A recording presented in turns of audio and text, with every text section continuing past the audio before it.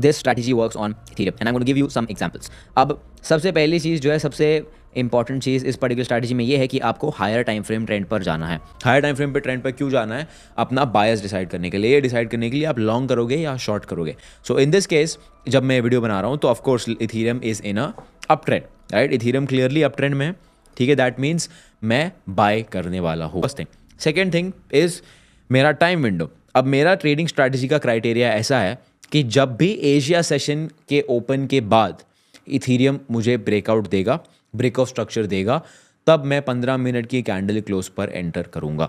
So entry system मैंने define कर दिया कि 15 मिनट के टाइम फ्रेम पे जब भी मुझे इथेरियम ब्रेक ऑफ स्ट्रक्चर देगा मैं उसमें एंट्री लूंगा। So let's take some examples. अब यहाँ पे क्लियरली मुझे दिख रहा है that price is in a bullish market, price completely ऊपर जा रहा है, मेरा बायस क्लियरली बुलिश है, एशिया सेशन शुरू हो चुका है। दैट मीन्स प्राइस ने अगर इस पर्टिकुलर रेजिस्टेंस को ब्रेक किया तो मैं क्या करूंगा? तो मैं एंट्री लूंगा on the 15 minute candle close. So 15 minute की कैंडल क्लोज मिल गई। That means this is exactly where I would like to enter. So मान लीजिए मैंने 100 पोजीशंस बिल्ड कर ली इन इथेरियम। अब मेरा स्टॉप लॉस कहाँ रहेगा? मेरा स्टॉप लॉस रहेगा पिछले ब्रेक ऑफ स्ट्रक्चर के नीचे। तो ये मेरा लो है। So if you look at this carefully on the line chart, this is your higher low and this is your higher high. तो पिछले हायर लो के नीचे मेरा स्टॉप लॉस मैंने लगा दिया है और मेरा टारगेट बहुत सिंपल है। मेरा टारगेट रहेगा 1:2। I will not be greedy. So अगर $4,200 का मेरा रिस्क है तो मेरा टारगेट रहेगा $8,400 का।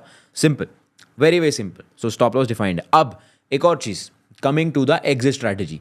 जब price 1:1 risk to reward achieve करेगा, I will trail my stop loss to break even. So that means अगर प्राइस ने मुझे $4,200 का प्रॉफिट दिखाया तो मेरा स्टॉप लॉस ब्रेक इवन पे आ जाएगा। उसके बाद अगर प्राइस मेरे अगेंस्ट जाता है तो मैं लॉस नहीं लेने वाला हूँ। I will exit in a no loss no profit break even outcome.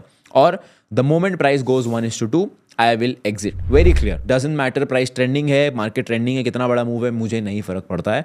मैं मार्केट में सिर्फ आ रहा हूँ अपना 1:2 का ट्रेड लेने के लिए।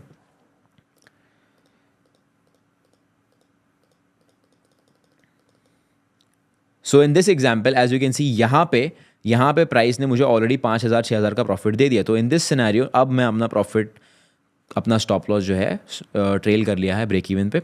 एंड उसके बाद as you can see price is coming back down and then that's our target. So we are already up $8,400 on this particular strategy.